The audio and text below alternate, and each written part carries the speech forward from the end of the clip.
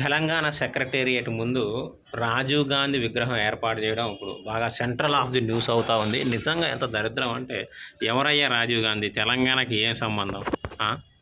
ఎక్కడైనా పెట్టుకో. ఇంతకుముందు కాంగ్రెస్ ఉన్నప్పుడు ప్రతి దానికి వాళ్ళ పేర్లు పెట్టేది. ఇప్పుడు రాజీవ్ గాంధీ ఎయిర్పోర్ట్ కానీ, ఆ రాజీవ్ గాంధీ ఉప్పల్ స్టేడియం కానీ, ఇట్లా చాలా దరిద్రం. ఏంటంటే తెలంగాణ సెక్రటేరియట్ ముందు కూడా ఆయన విగ్రహం పెట్టిన అవసరమా? దాని వెనకనే ఐమాక్స్ దగ్గర నుంచి చౌరాస్తా ఉంటుంది, అక్కడ ఆల్రెడీ ఇందిరాగాంధీ విగ్రహం ఉంది.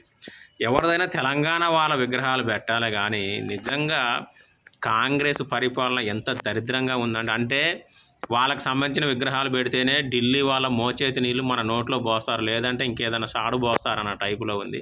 నాకైతే అస్సలు నచ్చలేదు ఇది. ఇక కేటీఆర్ గారు మీటింగ్ పెట్టి బాజాప్తా మేము అధికారంలోకి వస్తే సర్వ మర్యాదలతో ఆయన విగ్రహాన్ని తొలగిస్తాము, అలాగే ఎయిర్పోర్టుకు కూడా, శంషాబాద్ ఎయిర్పోర్ట్ కూడా రాజీవ్ గాంధీ ఇంటర్నేషనల్ ఎయిర్పోర్ట్ పేరు తొలగించి తెలంగాణ వాళ్ళ పేరు, తెలంగాణ బిడ్డ పేరు పెడతాము అని చెప్పేసి ప్రెస్ నోట్ రిలీజ్ చేయడం జరిగింది, మాట్లాడడం జరిగింది. నిజంగా మనం అంటే ఎవరిని అభినందించడం కానీ మంచి విషయం. ఎందుకంటే ఎంత ఇష్టం ఉంటే ఇంట్లో పెట్టుకోవాలి, కానీ తెలంగాణ సెక్రటేరియట్ ముందైతే రాజీవ్ గాంధీ విగ్రహం పెట్టడం అస్సలు నాకైతే నచ్చలేదు. నీచ్ కమీనే వర్క్ అది.